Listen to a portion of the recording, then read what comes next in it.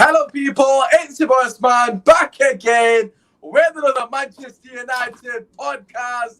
Sadly, Man United are not in the final of the Carabao Cup. I was going to say FA Cup for a second.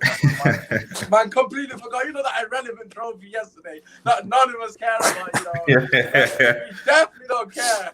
Definitely don't care. Listen, make sure you drop a like, subscribe to the channel as always, and obviously get your questions or your comments in. We should have a good debate here. Got quite a lot of contrasting views in general regarding the manager in particular, but just the general situation. As always, as I introduce my guests, get your questions in the comment section. On my left, first ever show. Thank you, bro, for coming on.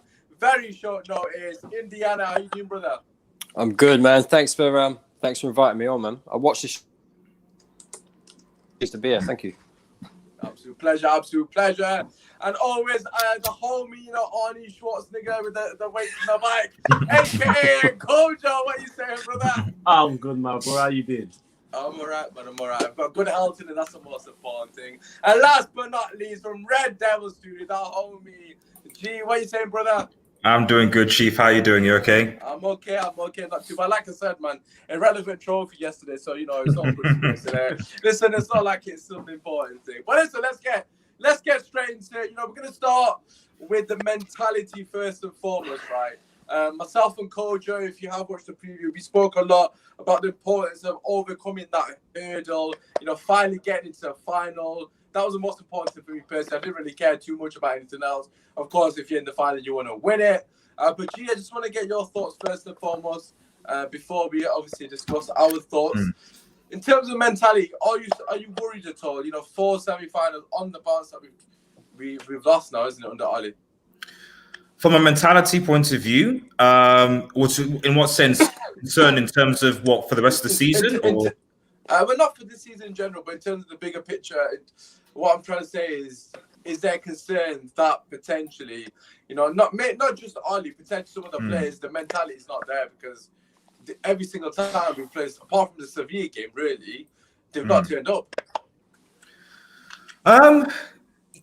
Yes and no. We obviously got to take into account the opponent, obviously, that we play against. Obviously, this is the Manchester City side of Solitum, so.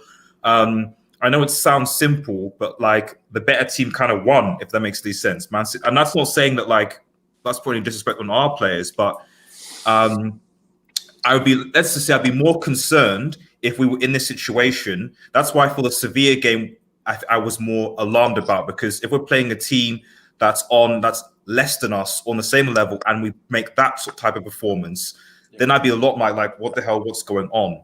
With a team that we're hoping to, that we said before the start of the season that we were hoping to close the gap on. Because let's be real, we're hoping to close the gap on Liverpool and City the beginning of the season, and how our performances have been in that respect. Then I don't think I'd necessarily be as concerned. And as we even go into this dissecting this game, I actually think it was more of the absence of certain key players that might have hindered things. But obviously, we'll talk about that later. Yeah, no, I hear what you're saying in terms of on the day yesterday, Man City was just far better.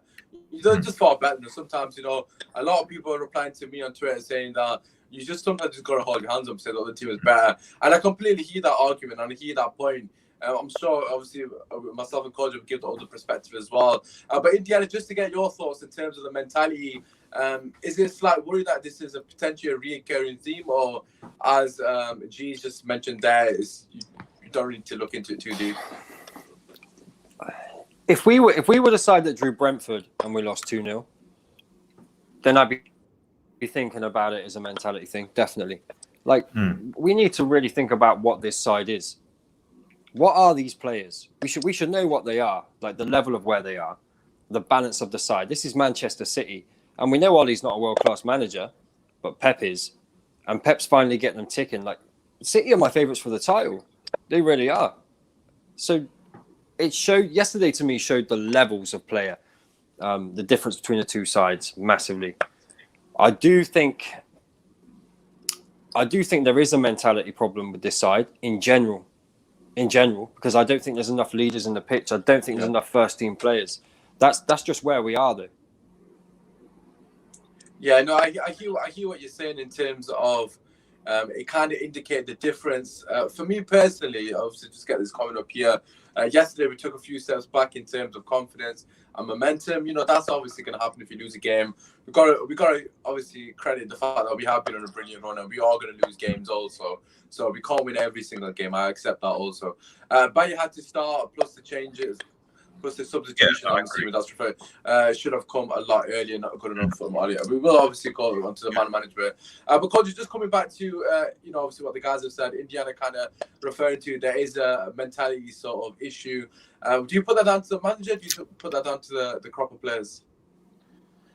It's a bit of both. The issue that Ole has is in his career, both at Molde and United, because that's the two clubs he managed to get semi-final in terms of competitions. He's been to about 7 or 8, and he's only won 1. There's a pens as well. Yeah, and that really represents a problem for him because in the football world, people are going to ask the question of what is the issue as to why he can't get his team over that hurdle more often than not. Obviously, if you go to a final, finals can happen. You can win or lose them. But why is it that semi-finals you've won 1 out of 7 or 8? What is the issue? Why can't you get your team over that hurdle? Because not only at United, it's at Molde. On the other hand, I look at United and I'll say last season against Chelsea, for example, we didn't turn up. But against Sevilla, we turned up, but we didn't take our chances. And we got rightly punished for it.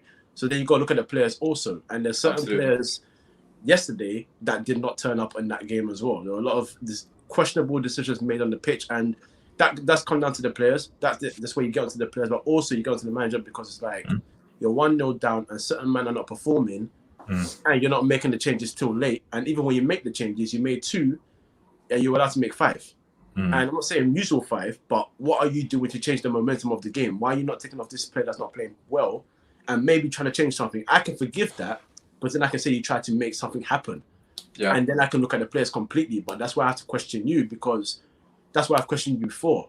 Your timing of substitutions, maybe your decisions within games. What is it that you're not doing to help yourself and the team get over that hurdle? So yesterday, I was quite frankly pissed off because I couldn't get... Before the game, they were talking about his record in semi-finals, because obviously we've lost 3 out of 3 before yesterday, making it 4 out of 4. So then I'm seeing that, I'm like, And I praise his time at Molde because he took a team that was languishing mid-table. In his first 2 seasons, he got title back-to-back. So you can obviously do something, but you're at a higher level now. So you need to try and make those changes and show that you can go up to a higher level. Indiana said it. Pep is a world-class manager. Pep is a guy, and quite frankly, CR are still a better side than us, even though we have beaten them. If you look overall in the whole picture, they are a better team than Manchester United. But because we have beaten them, doesn't mean because they're a better side, we shouldn't beat them. We can beat them. Of course.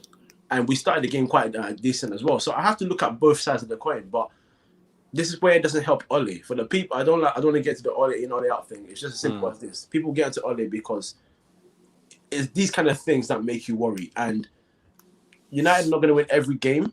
We want to, like you said, we're on a great run, and a loss was coming at some point. So this can't rattle us. You got to go into the Watford game and say bounce back, then go to Burnley, bounce back, win that game. But that's where it becomes more important, because if you're not showing consistency, if it disappears out of nowhere, then you're like, okay, hold on, what's going on here? You don't want another repeat of the 11-game winning run and then shambles, and then 14 games unbeaten, got to the Champions League and then shambles again. Then you don't want all of that. So yesterday was just a big disappointment. I think it was a shock to the system for United players as well, because obviously they're super confident. They were feeling it. They were in the groove. So now it is a test of their character. Are you about this? They shouldn't be there. I personally don't think they should be that down in the dumps, man. Like you just, I don't think they should be, but like what happened? Like what happened against RP Leipzig? I think of all what happened after we got knocked out of the Champions League in that sort of game, and then and now if we beat Burnley, we're going to be top of the table. So, if anything, that would have probably been a worse shock to the season, in my opinion. Being knocked out of the Champions League, then getting knocked out to Manchester City in the Carabao Cup. I agree with that statement as well. Just to add to a couple of things that you kind of led me on to my next question, and G, I'll pass it to you, then obviously to yourself and Indiana. In terms of the mentality, right? And this is why I'm Ollie out. After this game, I'm not saying I want Ollie to get signed. I think people completely misquoted me on Twitter when I was saying Ollie. This is why I'm Ollie out. I'm not saying Ollie should get sacked. He doesn't deserve to get sacked at all. I'm not saying that because he's actually done a good job this season. Yes, the Champions League was a blip. I'm not that upset about the Carabao Cup. To be honest, it was more for Ollie personally. He needs to win it. I don't care as a fan, but it is what it is. In terms of, this is why. And I'm going to throw this out to you, G. I'm sorry, but I proper got pissed off on the watch along when I was doing it with my best mate because I couldn't contain it. Yeah, we 1-0 down, right, to Manchester City, right? And this is where you got to earn your money. Everyone always says, oh, this is where you earn your money, etc. He bottled it for me personally. And this isn't the first time. And the reason I'm Ollie out is because for me personally, he just does like-for-like changes. The Southampton game, when he brought on Cavani and... was the other one? Bruno? I can't remember. There's 2 subs at half-time. I can't remember the second sub. Was it Mata? I don't remember. It was. I know Cavani. Did Mata start the game? I can't remember. No, Mata didn't start. I think it was Cavani. Whoever. Yeah, that's what I thought it was. Basically, Rashford. Oh, was it Rashford? Rashford. Mata came on later on, and then that played that pass. Oh, right. Okay, fair enough. Whatever it is, that game, that Southampton game, yeah, we won that. Everyone's saying, oh, we won because of Cavani. Of course we did. But we won because of Ollie, because he made the changes. He was bold. He made the changes at half-time, and I applauded that. Because that takes a lot of balls to take a player off at half-time, because mentally that could knock their confidence. In this game, right, he made 1 sub for me. A 90-year-old lad on the 76th minute. What is he meant to do? He brought him on the 76th. It was quite clear we were getting absolutely dominated in the middle of the park. He had to change something in the middle of the field. For me personally, right, the fact that he was subbed Van der Beek on is an absolute disgrace. Why sub him on 2-0 down with 3 minutes left to go? And this isn't the first time he's done it. Just don't sub him on. Like, if you don't want him to play, just don't put him on. There's no point. He's not going to come on. Even Messi, I was saying on the watch, even Messi gets subbed on with 3 minutes to go. He's not going to get a salvage this game for us. And, like, it's just stuff like that. He just does it. Like, why couldn't you have rolled the dice 60th minute? Or even, I was even being kind to him, right? The last 10 minutes of the game, right, boys, and I want to hear your thoughts. Last 10 minutes of the game, we were 1-0 down before they scored the second goal in it. We were 1-0 down, and all he had to do was take Wan-Bissaka off, I said, fuck it. If we lose 3-0, we lose 3-0 because we're out either way. Just put Van der Beek on. Take somebody else off. Put Matra on. Just one of them players had to come on. We needed a goal, and it was quite clear Bruno was struggling on the pitch. I'm not saying take Bruno off, but him and Pogba weren't grasping the game. So that's my issue, G. And I'll pass it to you first, and then I'll get into the end of those. My issue is he just loves a like-to-like substitution. When he's brave, most of the time it comes off, to be fair to him, but he's not brave enough. I mean, first and foremost, my big issue with the whole thing was actually that we didn't start Eric Bailly, because that for me was actually the big thing, because what I've noticed, if you look at the Everton game, the Villa game, and the Wolves game, so the 3 games that he was there, and then you look at when we played Southampton, West Ham, and Everton. Now, we won all those games, but I noticed a difference in the way that we played when Eric Bailly was there, in terms of how far up, how comfortable. Yeah, he's aggressive. He was, but also just going through the whole team, not even just him as a player, but just how the whole team reacts to him playing as well. We play higher up. Maguire actually plays higher up because Bailly can drop further deep. Whereas if you look at this game, Maguire was actually quite deeper compared to Lindelof, and even though we had a lot of players back, we still couldn't deal with it. Whereas when you saw Bailly, a lot of the time, we didn't actually have that many players back on the counter-attack when Eric Bailly was there. So for me, that was one of the bigger things. I'm not really, to be honest, the whole Van der Beek situation, I agree with you, but it feels like for me, it's not even it's nothing to do with this whole free Van Dijk thing. I don't even care about that. Oh yeah. Yeah, at Manchester United. You gotta bide your time. Simple as that. Yeah. To do with him as an individual. Yeah. It doesn't so matter on. I don't care who he's on. Joe was having a man. I mean, a fan of show. Tellez on the bench. Like, make some change. Like Coach said. Yeah. He's not doing anything. Yeah, no, I absolutely agree.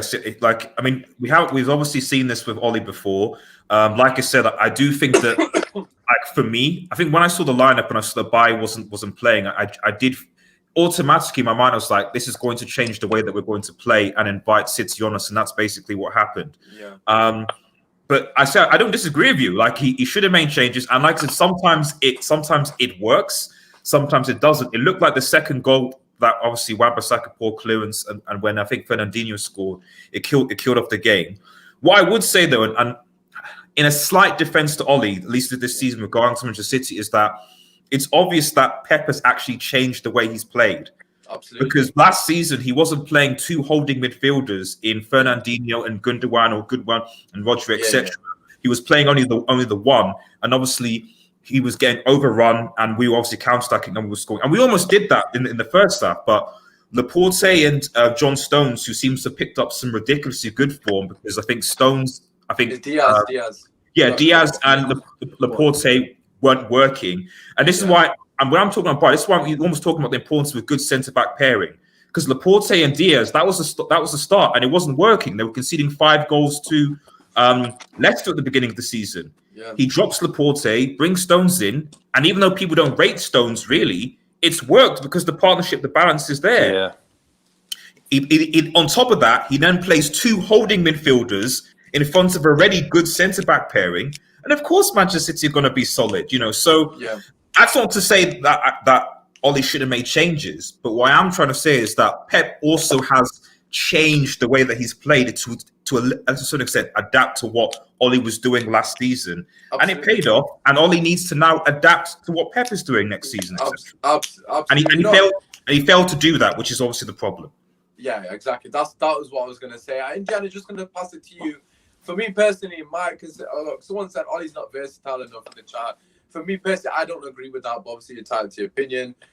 Just quickly to answer this one, where has it gone? Brendan asking about Sean. Sean's just currently moving houses, mate. Brendan, don't worry, he'll be back soon. So he's a bit busy at the moment, don't worry. The legend. But yeah, Indiana, what are your thoughts? Obviously, I'm coming from the perspective that, for me personally, I was disappointed that he didn't roll the dice. You see, even Jose Mourinho, to an extent, even when Jose Mourinho was at Man United, not that I was a fan of his, you'd always see him taking off a fullback and subbing on Fellaini, for example, last 10 minutes, or whatever it may be, or just, I don't know, putting Maguire up top for the last 10 minutes and going long, and I don't know, putting another centre back on. Just do anything, do you know what I mean? Completely mix it up. Like, Indiana, what are your thoughts? Like, am I being too harsh on him, or do you think there's a No, I don't think you are. I do criticize him. For the substitutions. Like, changes should have been made earlier. There were a lot of mistakes in that game. We couldn't even hold our shape in that game. Absolutely. It was really poor. Like, you're asking Martial, who's not a natural striker, by the way, he is not. He's a good option. He's a great option for those games when you want a player to run at somebody. He's incredible at that. But watch him. He has to think. He has to think about, I need to move there in the box. He hasn't got that natural instinct, I'm afraid. When he does it, his timing's actually very good. Rashford's not a striker either. I think Rashford's timing is fucking flipping Inzaghi. He's Inzaghi from now on. I don't give a shit when Cavani's our only striker. Because you can't even put Greenwood in it. He's too young for me. Like, he doesn't come into it yet until he's like 23, 24. I don't know what he could have done, but I agree with you that he should have changed it. We've got 2 of our 2 best players on the ball in Pogba and Bruno couldn't get on the ball. And when they did get on the ball, they dilly-dallied. Yeah. They couldn't pass the ball. It was that extra touch. We didn't move it quick enough. I don't know whether there would have been an advantage in just bringing 5 off and putting them on. Like you, I agree. If it's not working and you're already 2 goals down, change something. Well, even at 1 goal down, because like at 1-0, 10 minutes to go, right? He didn't make a change. Like that, this more like the second goal in the 83rd minute, if I'm not wrong. Yeah. So I was like, fair enough. I could understand why he's not going for it, because he's thinking we're only 1 goal behind, we're still in the game. But last 10 minutes of the game, you should have just went. You should have just brought Matter on. You should have brought Van der Beek on. You could have put Tellers on and said, look, Tellers, I want you to play left wing. Fuck it. If we lose 3-0, we lose 3-0. It'll be out. It's a semi-final either way. And if we scored, which is what I said in my match reaction, it goes straight to penalties anyways. There's no bloody extra time. So it wasn't even that high of a risk. No, but for me, it's as a professional footballer playing one of your biggest rivals in a semi-final of a cup, you don't need motivating to get into a game. I'm seeing Fred and Rashford stand on their heels for a loose ball. 100%. Waiting for the other one to go get it. Normally, Rashford would be sprinting back, picking up that ball, or Fred would be straight in there. That set the tone for the game. That was in the first half. You shouldn't need that motivation. And that I'd seen no fight from anyone. in that game. That was the biggest problem. So I don't know what he could have changed. I really don't, because that spreads throughout the side. Yeah, who can come on and change the game? Like that's people say Van der Beek, but we haven't seen enough of him in a United shirt to say that he's not getting a chance to. Like, look, for me personally, right, and I don't know what I'll pass it to you, Coach, as well. You know, you said who could come and change the game. I don't think anyone here is sat here denying the quality of Mata and Van der Beek for 15 minutes spell. I'm not saying they're gonna set it alive, but the issue, you literally said it yourself. Pogba, Bruno couldn't get on the ball. When they got on the ball, they were dilly-dallying it. Name me 2 players that are brilliant on the ball in that squad. Van der Beek, Juan Mata. Fuck it, put all 4 on the pitch. Like, you know what I mean? Do something. Who cares? If we lose 3-0 that game, right, is anyone's going to care? Oh, we only lost 1-0, so it's close. L's an L in the semi-final. It doesn't matter. Like, it makes no difference to me. Coach, like, also just a couple other things I need to talk about, and then we will look at the positives with what Ollie's done, because there are a lot of positives. Someone said in the chat here, Abis Paul, which is my neighbour, I'd rather lose yesterday than lose both, basically against Burnley and Liverpool. If we go to Anfield and smash Liverpool, no one's going to give a crap about this result. Or if we went out in the first couple of rounds, we wouldn't be talking about it right now. Listen, exactly. Look, at the end of the day, it depends on how they bounce back. You know, as we spoke about mentality, character, as Kojo kind of alluded to. But Kojo, listen, another thing that's pissing me, I'm pretty sure we're all going to agree with this one. But are they going to change the man marking from set pieces or what? And we conceded 2 of the. Bro, the first goal, right? And again, I'm just going to put this disclaimer in here before I say, because I don't want people to think I'm bashing Maguire. Maguire was probably my man of the match, and I know that's going to shock people, because I thought he was fantastic for most parts of the game. He was at fault for the first goal. The second goal, he wasn't really at fault. But the first goal, he was definitely at fault alongside everybody else in the defence. But Kojo, man, come on. I've seen a stat. We've conceded about 9 set pieces, and that's not even including the own goal that Martial scored against PSG.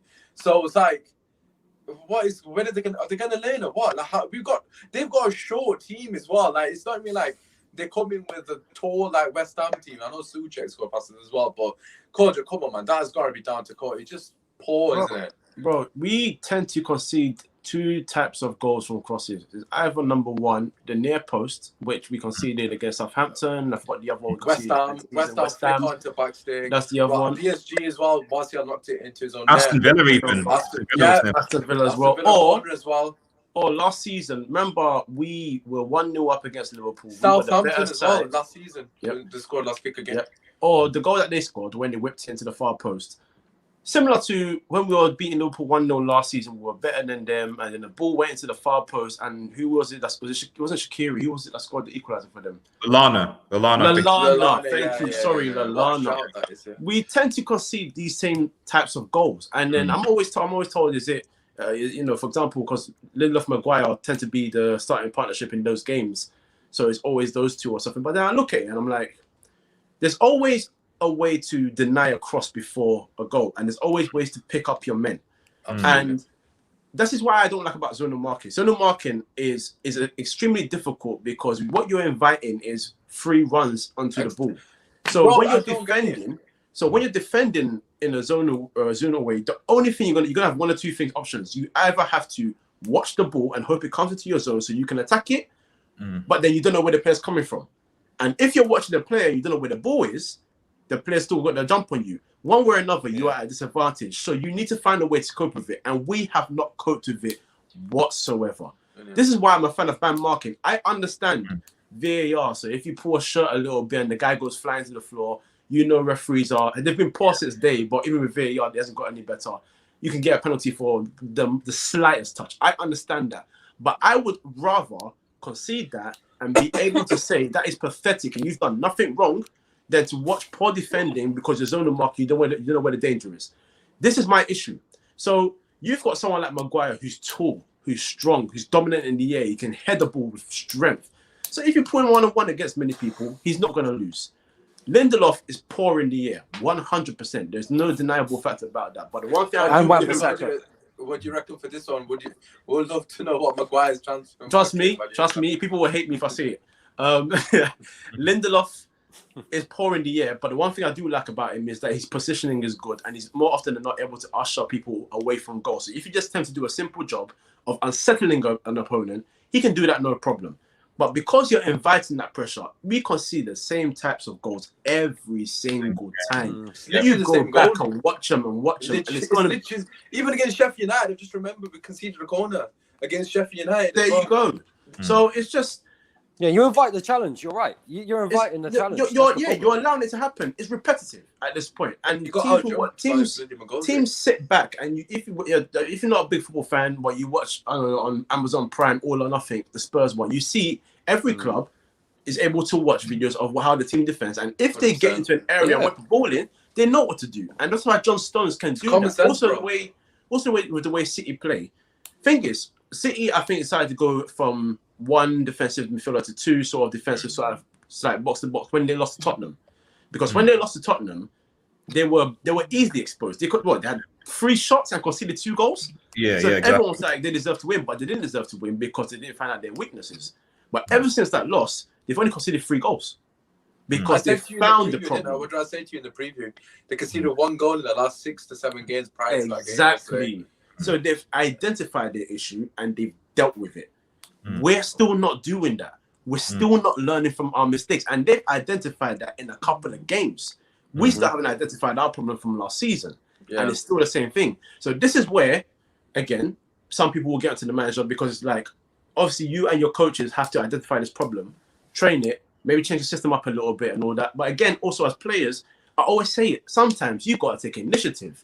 I remember Lee Dixon had an interview saying Patrick Vieira would hear instruction from Wenger and he said, listen, don't listen to that. We're doing this. And when it paid off, that's why you got the trust from Wenger, because he could see that you knew what to do on the pitch. Because as a player, you are in the environment.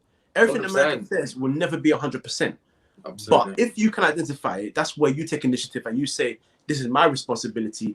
I will deal with this. So whether Bailly starts or not, or whether Lindelof starts or not, whether Maguire's rested, whether it's Tuanzebe, you need to know your role and you need to know how to perfect your role. And if you don't know how to do it, get back on the training pitch and work it, because we've been seeing the same goals for the last 2 or 3 years. So can I also just add a bit to that, Kojo? So no, so I think he makes a brilliant point. And even when you're talking about the City from the combination of the manager and obviously the players, because he obviously did change his setup in terms of now spring 2, but in terms of obviously player management, he obviously dropped Laporte from the team and brought in John Stones to make that system work. So that's the thing. And with what you're saying about, one of the things that I've noticed that I don't think we're talking about as much, because we do talk about Wan-Bissaka and Lindelof a bit. But if I'm honest, a lot of the time that we're getting beaten at the near post, it's often the right side. It's often where Wan-Bissaka is. Yeah. And I've noticed Wan-Bissaka this season has not been not good. He can't read the flight of a ball. His position is terrible. And a part of me is like, if we had the Wan-Bissaka at least last season, cause I don't know what happened, because he was he not better positioning last season? This is the issue with concentration as well. This is the issue with this sort of like this recovery defending sort of era where, because everything is I have to chase back and win the ball, when it comes to naturally positioning and being in the right place at the right time, a lot of them don't know how to do it. That's why Trent Exactly. That's why Trent struggles. Sorry, Usmaan. Trent struggles. Gomez has struggled for Liverpool. You go to Chelsea, Zuma struggles at it. You go to Tottenham, Dyer struggles at it. Like there's just a recurring theme. And our players, you can't be doing that at fullback positions. It's not right. You just can't do it. So this is where I get onto Wan-Bissaka, because I can get excited just about you chasing back and making these slide challenges. They're great to watch. Yeah, but I don't need you to be in that position. Be in the right place at the right time. And perfect your position, so then you don't have to worry about I don't think he's intelligent enough to do that. I've been watching him a long time. He can't read the flight of a ball. Positionally, he's poor. Like, after Angelino scored that goal, right? You can hear the coaches saying, watch Angelino. But he's still tucking in and leaving the gaps. I could give you many examples, man. That's my point, is that I don't think he has that intelligence. Incredible in the last-ditch tackle, don't get me wrong. Yeah. Incredible, but that's why we're looking at right backs. That's why Max Aaron's from Norwich is I was about to say, also with the Aston Villa game, I think he robbed it of El Ghazi. I watched. Just flicked it off him. No one El Ghazi backstep was just about ahead it, and Wan-Bissaka just got to it. Another time, I was like, that was brilliant defending. But now that you guys have mentioned it, you should have been in the right position to head the fucking ball away. He just dilly-dallies. He's even you watch him, right, and even when he's in the opposition's third, right, the box, he doesn't know what to do. You can actually see him thinking about what to do. That's the problem. I feel sorry for him going forward, Indiana. I'm not going to be too critical of him going forward. I will add though, like he's very young. He's been brilliant on a one-on-one basis. Probably the best of me in a 1v1. So, but I agree as well. But Usmaan, you've seen that, like especially this season. I don't think it's a coincidence that when we've now got competition for these spaces, so Henderson coming in for De Gea, Teller's coming in for Shaw, the midfield option, so on, Cavani coming for, like every area where there is competition, you've seen a slight improvement. Whatever you say in our players, the only places where there's been little to no competition is at centre back and at right back. And lo and behold, right wing as well, and right winger, we'll just throw anyone there, So. But you know what I mean. So I don't think it's a coincidence that who would you take? Just to put pressure on him? Who would you take? At centre back, right back, right back, yeah, right back. Well, to be honest, the only one who've linked is Max Aarons, and he did a solid job for Norwich when he was there. And if he's, I don't know anyone that's realistically available in January because I'm thinking about January signings. So can I make a suggestion? Just to continue. Bring back Dallo from his loan. Have you been seeing how he's doing very well? Do you know what's really hard? What's really hard this year? When you don't have a right winger, right, and it can be a mix-up of Mata, Greenwood, Rashford. It is tough for a right back to solidify that position. So it's like, who do you bring in? The best link I have seen that I think can add competition is Trippier. That's the best link I've seen. I think that'll make a massive difference. 29, 30. Isn't he banned though? 10 weeks, isn't it? We don't. I don't know. I don't know. Scandal, isn't it? I don't know why he would. That's the sort of player I want, though. An older head in that position. Give Wan-Bissaka some competition and see if he can up his level. That's what I want to see.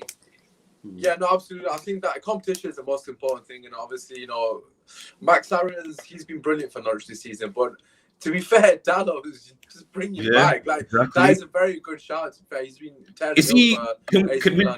Can we recall him though, or is just going on like a 1-year loan? I don't know. I don't know when we can recall him. Because it wouldn't make sense for AC Milan to be like, oh yeah, of course you can. When we have a title race, we could just take you back. Whenever. Yeah, they're not going to give him his back. But yeah, let's look at a bit of the positives now. Okay, we kind of delved into. To be honest, just to conclude on that point, it's a mixture of both the managerial standpoint in terms of the coaching and the players. The players are going to take over, especially for that first goal, right? The manager doesn't need to tell you what to do. You fucking use your common sense. Like Lindelof, if you think that's Bailly's probably scorpion kicking that out in Lindelof's position. He's doing some mad shit, but he's not letting it past him. I tell you that now. He's definitely not getting past him. And Lindelof, this is what I mean. Paul by Maguire. We haven't even mentioned it, but it was Luke Shaw's fault as well. Completely wrong side of Stones. Yes, I'm not saying he should anticipate that because there's two players in front of him, but at least put him off. Like, you know what I mean? Nudge him in the back, do something, show man. You switch off as well. But in his defense, I don't think anyone was expecting the ball to travel through 20 bodies to get to him. So it is what it is. But let's talk a bit of the positives. Like you guys already mentioned, G, we'll come to you first and foremost. We saw a comment earlier, Man United beat Burnley, although Sean Dyche is trying his best to get some COVID flipping cases in there. Oh my God. Yeah. Just jumping apart the bus anyway, Sean Dyche. It doesn't matter who's playing, man. As long as you got wood up top, it's calm. Like, you only play that you love football. They're going to cause us problems, man. But yeah, the whole sort of point of the next question is moving forward. I know we've got a game against Watford. I'm assuming everyone's going to want us to rotate the team, so I'm not going to go into too much detail. Let's talk about Burnley. What do you want the players to do? Because against the Watford one, it's not going to be the same group of players. So I don't really want to mention too much. Indiana, do you need to shoot off? I just realised the time. Yeah, I do. Sorry, I had another stream booked in for 7. Yeah, moved it on. So we already said 8 minutes is gone. Yeah. No, I appreciate you having me on. Thank you. It's a great show. I always watch it. So yeah, it's good. I appreciate it coming on, bro. You're welcome anytime, man. Always, bro. Take care. All the best, Take man. it Back easy. to you in a bit. Make sure you go and show him love. I believe it's on First 11 as well. They're doing a preview for the Watford game with bits and bobs. I didn't see who the guest was, but obviously Bob's is the homie, so show them love as well. But yeah, anyways, so coming back to the point, I've completely fucking forgot what I was saying. I'm not gonna lie. Burnley. There we go, Burnley. Yeah, Burnley. Yeah, so Burnley, what are your thoughts, G? What do you want to see against Burnley? I want us to see us go back to the team that we played with before we played City. Simple as that. And for me, would I be really annoyed? I'd be more annoyed if we didn't play by against Liverpool. But for me, against Burnley, as we said, they're going to basically just park the pass and lob it up to Chris Wood or whatever. And for me, there's set pieces, but also like when I've seen us struggle with Burnley before, it's been essentially because they've lobbed the ball up. We haven't conceded that many set pieces from Burnley, but what we have done is they've just lobbed the ball up to Chris Wood or whatever, bullied Harry Maguire, Lindelof. Lindelof gets bullied, man, in these games, bro. So I think that we need to put the pressure on them. I think obviously play Bay could give you that recovery place. You can be able to sort of deal with. I'm not saying Bay is as physical as, because the Burnley players are quite physical, man. They're gonna tackle. They've been boots. So we're gonna lose that physical battle. Although thank goodness, I think Cavani is obviously going to be back for that game. I expect him to start.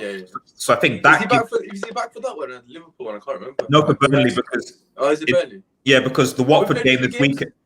Yeah, because Villa, City. He's for the Villa one. Yeah. I know he's back. Oh yeah, okay. It's true. Yeah. So I think that will help us a lot, because I do think that what you just notice that when we play with Cavani, what do? We cross the ball into the box all the time. Cross, and then it'll give them something to think about and give us another option. So if we could get Cavani and Bailly back into this team and obviously press, I think we've got a good shout, easy. 100%. I completely agree with the Bailly shout. I'm just gonna address this comment here because I don't even know who it is. But John Barrow, Ides was right. All the hardcore Ollie hours are happy now. What is this? Listen, me and G, we've known each other for a while now, and he's always been defending Ollie, and I've not always been Ollie out, but I have been Ollie out, and we've always been respectful. And you can watch my watch-alongs. I'm fucking screaming. I'm not happy that we're losing this game. There's no United fan. If you're a United fan and you're happy that we lost because you proved your point, then you're just pathetic. So at the end of the day, it's just irrelevant. So obviously, believe whatever you wish, and it's cool. But Cody, listen, regarding what G said in terms of Burnley, what are your thoughts on that one? What are you expecting, or what do you want to expect, Joseph? First of all, man's point, not yours, man. I know. I know it's not addressed to me because I say how it is, but I'm saying it in general. I know a lot of hardcore Ollie outers. I don't really mention anyone's name. I was about to mention someone's name, but he's not here, so I can't really. But I know he doesn't want us to lose, man. There's no Man United fans that want us to lose, man. Like, come on, man. That's not what we're about, man. But go on, Cody, what are you saying, G? It's gonna be as simple for me. Burnley. See, the thing is, Burnley. I don't think Burnley are a team that actually parked the bus. They are very, very structured, but they always have an intent to try and go forward. And they try to use Dwight McNeil, and I always forget who plays on the right side with them. They try to do a lot of wing play because McNeil causing us problems. I just remembered. And he's done that before to us. True. He's a good player, man. He does not suit that team at all, man. He's a good player. He likes to take on players. He likes to get on the ball a lot more, keep it down on the ground and whip balls in. But it's the whipping balls in that's part. And the thing is, me, Usmaan, bruv. If they concede the same amount of goals again, it's gonna. But this is the thing, though. It's gonna be this simple. When we concede a corner, it has to be this simple. Maguire on Wood. You need to get onto Wood. That is number one. You and him, height for height, strength for strength. You need to go toe to toe with him. Simple. I don't want to see zonal marking. You need to go man for man with him and say, I'm going to fight you in the air today. You like to get physical, I'll get physical as well. If it's Bailly against Barnes, if Barnes fingers though, Bailly is a bit of a hothead. We got to keep it real. If Barnes gets onto him, he's going to go and kill Barnes. And we don't need to be getting a red card ahead of Liverpool. So I would actually play maybe someone like Matic, or someone that can just be on a calmer head, and in the box, try and read the game a little bit better and just say, okay, this is where you are. I'm gonna go for him. You deal with the other aerial balls and other players in the area of the box. So that's the first thing. Second thing is you need to take control of this game and you need to kill off the game quickly. Because if you sit back and you concede one and you don't try and kill the game off quickly, we're going to be in big trouble. So we need to go and we need to be in at least a 2-0 lead at halftime. That for me is very important because Burnley thrive off being 1-0 up or all being 1-0 down because they know they fight for those set pieces. And once they get them, they don't score a direct cross and header and goal. They like to head it, cross it to the far post back in. And they head into any zone, hope for any deflection, fall to their player. That's the kind of goals they score. So we have to prepare for all these things. But other than that, we are better side at the end of the day. No matter what I talk about with their threats, Man United are better than Burnley Football Club. So they should be worrying about our threats. So at the end of the day, we should be going out there to kill them from the jump. We are better than them on the ball. We are better than them going forward. Attack, play with style, play with just with enthusiasm and intent more than anything. Yeah, intent. honestly, the lack of intent at the moment, man. Get goals. What I would say, like, and I think this might be an advantage to Manchester United, is that Burnley, like, I think they're going into game 16-17. Burnley have only scored 9 goals all season and conceded 20.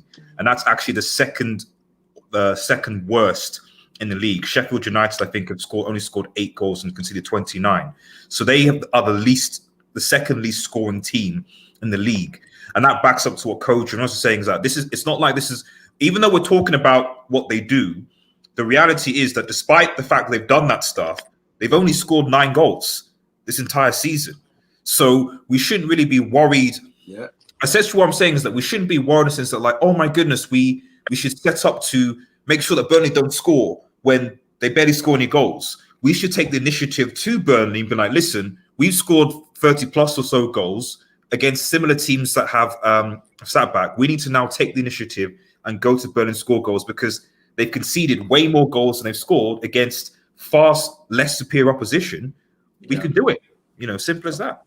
Absolutely. I completely agree with you, man. Listen, just to wrap it up, obviously, I know the boys need to shoot off. Again, John is showing love to ads and Indiana in the chat is calm, man. We're all boys, man. There's no animosity. Don't worry, man. Listen, if you feel that their opinion's right, that's completely calm, man. It is what it is, man. All love in there. But listen, just regarding what you said, and obviously, Kojo, you kind of alluded to the same thing in terms of they're shit, basically. Burnley are shit. I don't want to see anyone coming with anything but the energy that we're hitting for 5 or 6. Obviously, they're going to make it difficult for us. Half the team's COVID, I've already mentioned. But we need to go and show that we are the dominant team. And to be fair to us, we have been very good. Like I said, I want us to look at the positives as well. I don't want to be like just sat here being negative because it's one loss in about 10 games in it. It's against Man City, who are a very good team. So let's not overreact. Although yesterday, as you can imagine, I was emotional. I was pissed about that result. But we've moved past that now anyways. But in terms of moving forward, I just think the boys need to continue to do what they're doing. Because to be fair, against a lot of teams, they're on job. Pogba and Bruno have been fantastic. I have got one more question regarding, well, he should really rest against Watford. Of course he should. But in terms of the transfer window, we know, what's his name? Is it Diallo? Ahmad Diallo, yeah. Ahmad Diallo, okay. Right, obviously I mentioned it prior to coming on there. He's finally arrived at Manchester United, 37 million. I didn't realise he was that much. Which is, that's more than Ziyech. Yep. That's why when man is saying that this guy's going to be in under 23s, I'm like, I don't get how he's going to be in our first. He might not be a starter, but he's going to be in our first team squad.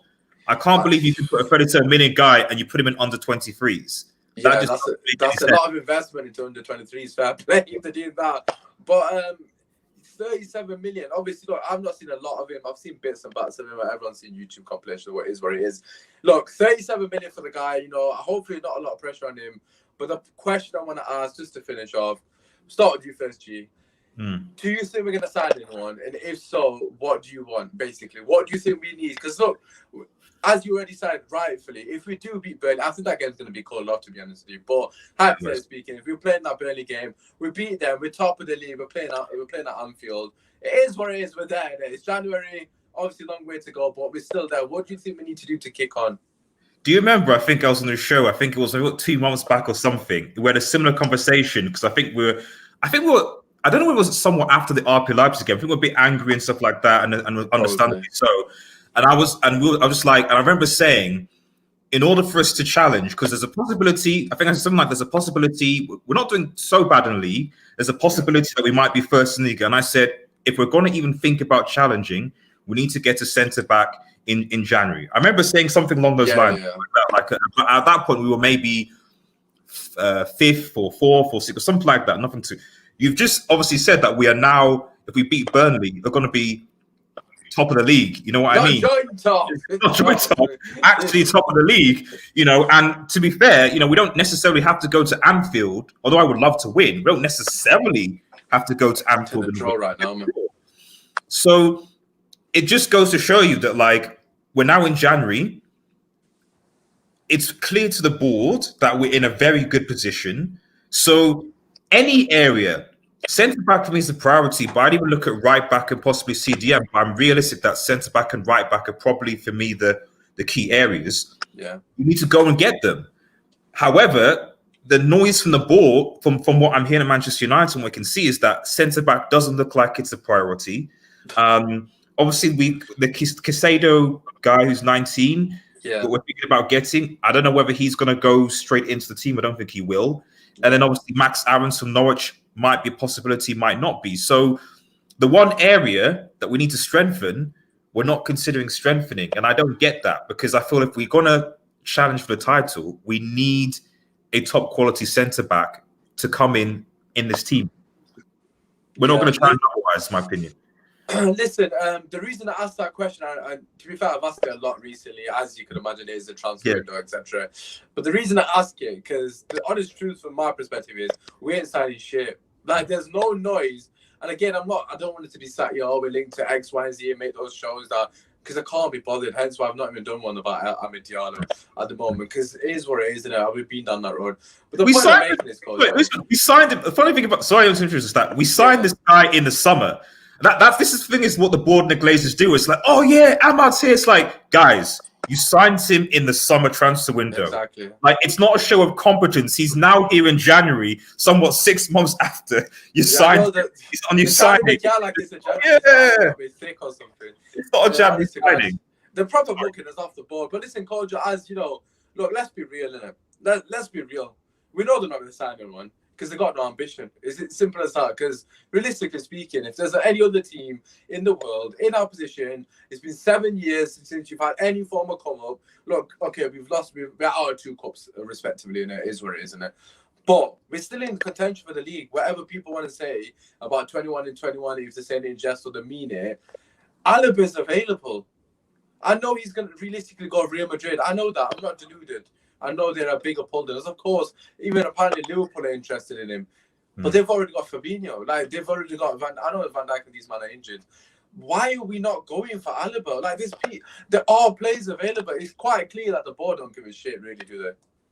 United, the board are still in this position where they think it's because we're Man United, unless the player shows complete and direct interest in joining us and joining us only, they're not coming. This is the point I was trying to make in the group chat earlier, when we were talking to our man them, because they were talking about Alaba. Why would he go to Liverpool when Madrid don't want him? And it's quite simple. Liverpool are still competing for honours. Forget about what the area looks like. Forget about Spain over England. Liverpool are being they're in a successful run right now, and they've got a very good side. So if you want to be serious, you will show that same intent. You will show that we are ready for this as well, because your name is still 100%. Huge. Liverpool were not successful in the noughties too tough. They won the Champions League, and in the early ones, I think 2001, they won a treble of some sort. But overall, in comparison to United, they couldn't touch United. So, but they were still signing players that were wanted, like Torres, for example, like Xabi Alonso. Why? Because one way or another, even if they weren't successful overall, they were at least trying to show a level of ambition. So this is where you come in. I've said it before. Man United have won everything apart from the top 2, and the reason why you became such a juggernaut in over the Premier League years and the Champions League is because Sir Alex Ferguson was making sure you're competing for Premier League and Champions League. And when he didn't win Champions League, the team that he got knocked out by went on to win it or got at least to the final. So you got to show a level. So now Alaba's available. He would be cheap because If he His leaves, contract runs out in 6 months. there you go. So if you buy him in January, you're not paying 60, 70 million for a top player, quality player. Pay 15, 20. I'd do it. You do it. Gee, what do you reckon? I think But- it's an absolute no-brainer. But they won't do it. And it's a simple fact is, I will complain about managers. I will say I will like this manager in there, but I've always said it. As much as I like this manager, you might even be wasting their time anyway, because your manager wanted Sancho, and you weren't even ready to go even near the price to deliver for the player anyway. You couldn't even structure a sort of bid to make me even consider the fact that they could sell him. You went ahead and agreed personal terms. You did all of that, but you couldn't negotiate with the club. It's a waste of time, you know. So I expect nothing. Dio, I've seen bits of him. The guy is talented, quick feet. The way he's direct at you, he comes at your. Please, good. He can go direct. He can go inside. He's both-footed. He's talented. He's very talented, but he's 18.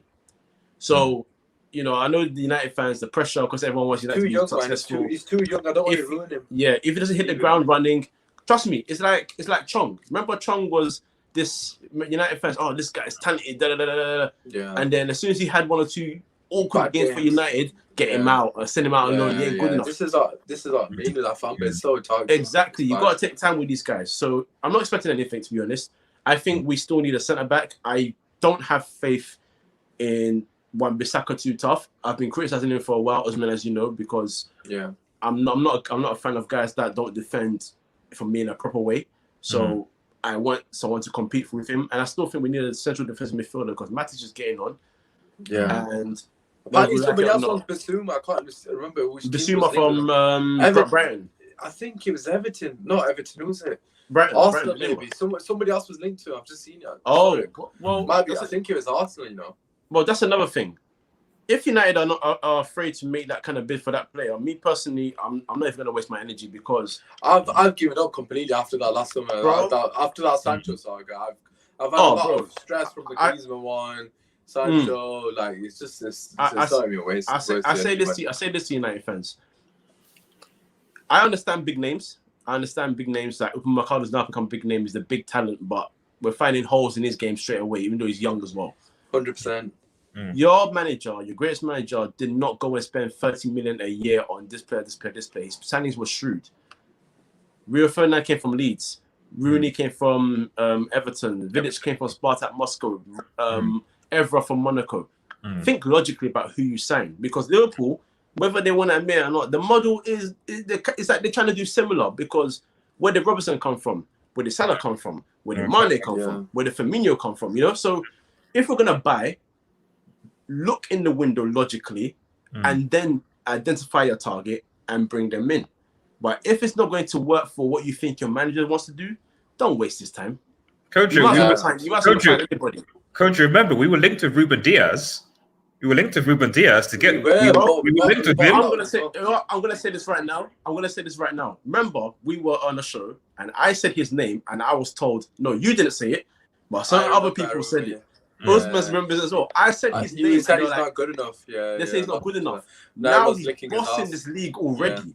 Because the guy comes from exactly because he comes from a certain league, they don't rate him. No, would you take Laporte? Would you take Laporte? I've never been a fan of Laporte. Oh, okay, fair. I've never been a fan of. I rate Diaz higher than Laporte by far. But he's at the moment he's showing it, isn't he? But obviously, but because Diaz is what I love as a proper defender. He'll remind you of the throwbacks, positioning on point, dominating the air, can read the game, and he does the ball playing that people are obsessed about. Yeah, the guy this is what Man City. He's improved. He's literally revolutionized Man City in the last couple of years. He's played with Laporte and Stones, and he's made both of them look good. Stones has found form.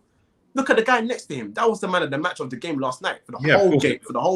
He busted, completely busted. So you know, this is what it's about. You go and buy the right player for the right solution to the team. 100%. Diaz would have been perfect. Diaz would have made Maguire look good. He would have made Lindelof look good. He would have made Bayern look good. We'd be in the title race, like generally in the title race as well. Comfortably. So this is what it's about. So if we're gonna sign someone, my only ask is that you actually use logic and go for the right player. Asking for logic for this board, coach, it's like But yeah, exactly. I'm even wasting my time saying that because I'm Yeah, I not was going about to to do it say, anyway. you're trying to beat someone who's got a gun with a fucking sword, man. You ain't got Yeah, exactly. It's not happening, brother. Yeah, exactly. Listen, Exactly. Fidel talks football. Give you the shout out. Can we talk about Wan-Bissaka, Max Harris is my rabbi? You've missed it. We did a full segment and criticizing him, although coach just kind of briefly touched upon it. Listen, I completely agree with you. I don't want us to sign for the sake of it. For me personally, I would sign Alaba and play him CDM. Like, I know he plays in 3 positions. From a lot of Bayern Munich fans that I know, we've actually got one on this show that basically he's been following me for a long time on my YouTube. I don't know why, but he's a Bayern Munich fan and follower, and he's been telling me, do not play Alaba in centre back. Yeah. He's been telling me for months. I know it's like common knowledge now because everyone knows it nowadays. But because obviously he supports Bayern Munich, he watches them every day, and he's been telling me from way back, do not sign this guy in centre back because he's not good enough. For me personally, what I've learned. Sorry, Usmaan, just think. I used to think because I always knew that when people think get up, and I was just think about it. Jerome Boateng at his age was keeping David Alaba out of centre back. So what does that if anything should tell you? Like if Boateng is playing ahead of Alaba as a centre back, I'm not saying Boateng's trash, but you know what I mean. You know, no, he is past it. He's past it. He's a quality player. Obviously, into Messi ruined it, but it's what it is. But listen, I kind of what I want to conclude is right from what you guys have said. For me personally, it's quite simple. If Lindelof and Maguire play together, we're not gonna win the league. Exactly. It's as simple as that. Listen, we know Baye's probably going to get injured again, so I'm not going to be critical. I know, obviously, G, you said you thought Baye should have started. I understand why he didn't start, because it would have been 5 games in very small amount of time, so to speak. So I'm going to give only the benefit of doubt, and you know I don't give him much benefit of doubt, so it must be a lot coming from me. But I'm going to give him benefit of doubt for that, because I don't think I'd be too critical then. But ignore the Watford game, because I don't even care if we lose or whatever it may be. Burnley and Liverpool, Baye has to play. I don't give a shit anymore because he needs to. He did this with Twanzebe. I know I'm going on a bit. Twanzebe, the best game I've seen in a centre back, right? In Man United since Fergie days. I'm not even over exaggerating here. Against Mbappe and Neymar. 1v1 against Mbappe. You tell me how many defenders in the world 1v1 against Mbappe 3 times. He's in the box. And he doesn't flipping commit the foul. He wins the ball comfortably and leaves him on his arse 3 times in a row. And that was just one scenario. Wan-Bissaka, on a very rare occasion, gets beaten by Neymar, who's there. Twanzebe straight across, deals with it. One of the best centre-back performances I've seen in a while, for us anyways. And then he's barely played. Like, I just don't want that to happen to Baye. And I really hope it's not the case. But listen, the positives are... there's no semi-finals in the league. We've got that's the positive. Don't worry. We still got a chance. 21 and 21. Listen, it is what it is. Make sure you join us tomorrow for the match preview for Watford's game. As you can probably tell by my sort of energy towards it, I don't really care about that game, but it is what it is. We've got to do the preview. And make sure you drop a like, subscribe to the channel. As always, before I go, G, where are your socials, brother? Where can they find you? Thank you. Okay, I will Manchester United channel called Red Devil Studio, no S, Red Devil Studio. I'm also on Twitter at We Are United X. Check me out. Yeah, no, obviously make sure you check him out. His links will be down below. And as always, Claude already, but in case the bloody don't, where can they find you, brother? You can find me, Free Me for Podcast over here. And they start putting FS Uncut on here as well, but they're not going to kill me. I know what I was about to say. They're not going to be happy about this. Yeah. You man. Shout out FS Uncut still. And of course, you can find me on this channel right here. Always forever. Like, comment, subscribe. Usmaan Talks United, bro. Yes, I appreciate it. Obviously, you can find me on Usmaan Talks United. If you wish to get involved with the channel, show love to the boys. They're going to be on the Twitter tweet. I don't know what I'm talking about. Drop a like. Yeah.